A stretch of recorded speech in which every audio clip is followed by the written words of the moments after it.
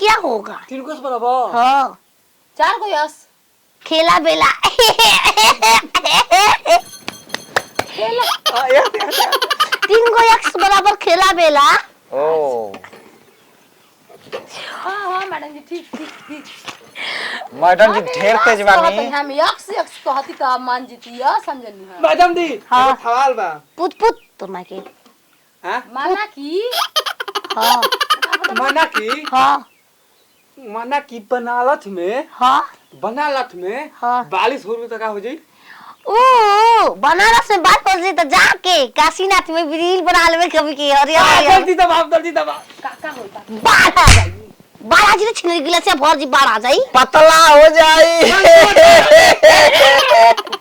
के बनारस बनालत में पानी पड़ी तो हो जाई। पतला हो जाई। मोता गइल बा। हां बनालत में पानी पड़ी तो ताजी पंथवा तर। बनालत में पानी याद बताइए आप बनारस में पानी डाला जाएगा तो क्या होगा? पतला हो जाएगा। तो पतला अच्छा दादा नहीं हाँ से तुमसे एक मेरा सवाल है।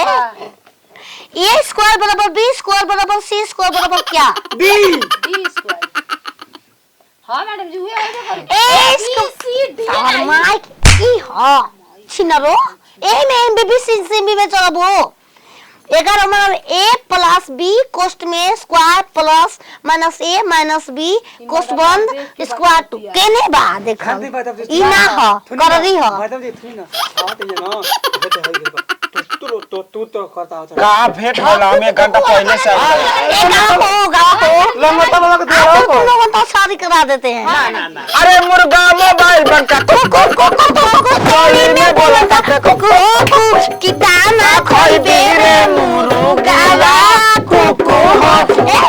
तुमको सिखाई हूं ना जी ऐसे करने वाला करो तो कि राजा बाना कमर में कर बनिया हमार जवनिया ताजा रही। और देखो ना करो राजा जवनिया ताजा रही।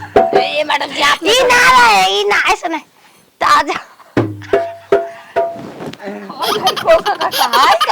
तुम करो जी राजा बाना कमर में कर धनिया हमर जवनिया ताजा रही। देख लू चले वाला बना होता नहीं भोकले वाला मैडम हमके पढ़ाई तो हमके करे नहीं याद करा हमके पढ़े के बाटे क्या तुमको पढ़ने है बताओ?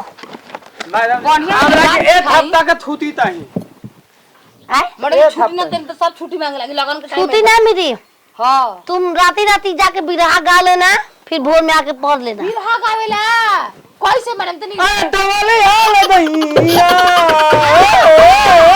घरिया कहता अरे मोरे रामा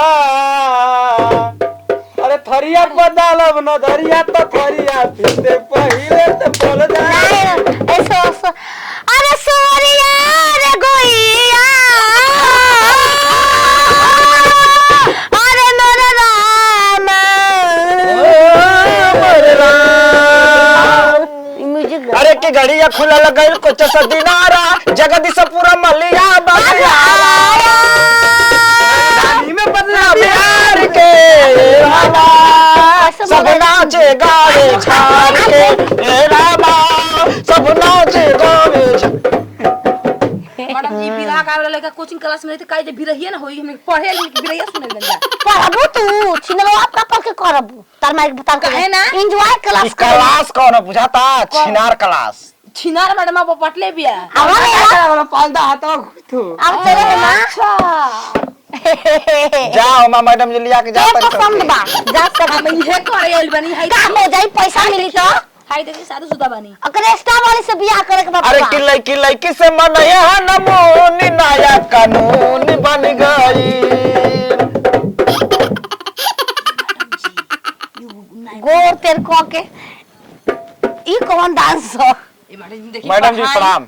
काय के जा तनी अभी सरसों में जाके के तीसी मंतरा काटे। पढ़ा दी ओ के मंतरा आई के सरसों में मंतरा 30 रुपया बा हां दोनों एक ही खेत में हमनी के कुल रोप देना एक जा। सिनाली नमूना फड़वा के बाद हम अपन छोड़ो ए रुका ए जे जी। बत जी बोलिए जानते हो हम तुम्ही को बताना चाहता था, उन लोगों से भगाना चाहता था। काहे तुम सरसों हमको लेकर चलो। ना ना उन्हें ढेर सरसों काटे जानी सा उकुल नेरिया आदमी के काम नहीं खे जाई त मैं चिचियात जाई पीछे ले मोले माथ लगा दिया सरवा। तर माय के मैं भसा के चल गेल छी ना, थर्ड वाला कौन है रे कर माय के दिल मोहिया बो ओको घरे जाई तब को नहीं कॉपी किताब दे ले आई।